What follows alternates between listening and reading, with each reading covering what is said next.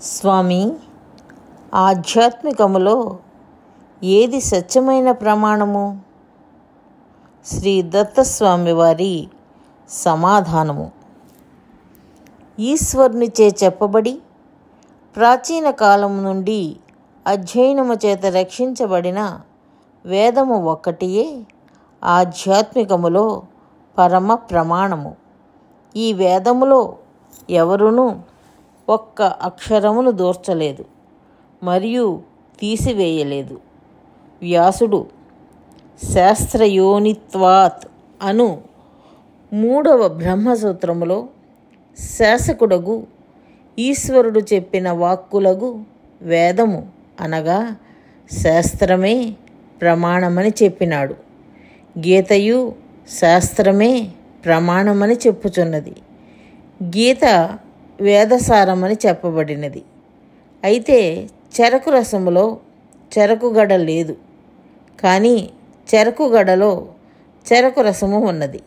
అనగా గీతలో వేదములన్నీయూ లేకపోవచ్చును, కానీ వేదములలో గీత అంతయు ఉండి తీరవలను. కావున గీతలో చెప్పబడిన అర్థము వేదములో లేనిచో అట్టి శ్లోకము కృష్ణ భగవానుడు చెప్పినది కాదు.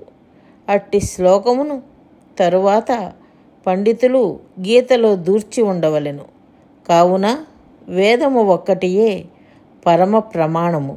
కావున ఏ సంస్కృత శ్లోకము అయినను స్మృతి వేదమును విరోధించరాదు. వేదములో చెప్పబడిన విషయమును స్మృతి చెప్పినంత మాత్రమున అది ప్రమాణము కానేరదు. శృతి స్మృతి విరోధేత్. యుక్తి తర్కము కూడా వేదమునకు విరుద్ధము కారాదని శంకరులు చెప్పినారు.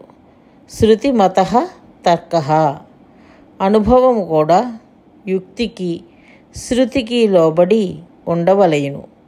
యుక్తిని అనుసరించని పిచ్చివాని అనుభవము ప్రమాణము కాజాలదు.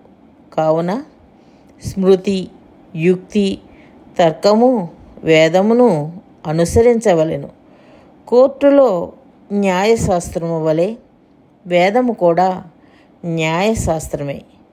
కోర్టులో వకీలు పదే పదే న్యాయశాస్త్రమును ఉదహరించినట్లు సద్గురువు జ్ఞానబోధలో పదే పదే వేదమును ఉదహరించును. 2 ప్లేడర్లు మాత్రమే వాదించుటకు కోర్టు అనుమతించును. అట్లే వేద శాస్త్ర పండితులకు 2 మాత్రమే వాదించుకొనుటకు అర్హులు. అజ్ఞానికి సులభముగా చెప్పవచ్చును, పండితునకు ఇంకనూ సులభముగా బోధించవచ్చును. కానీ అల్పజ్ఞానికి బ్రహ్మ కూడా బోధించలేడు. బ్రహ్మాపి నరం జయతి.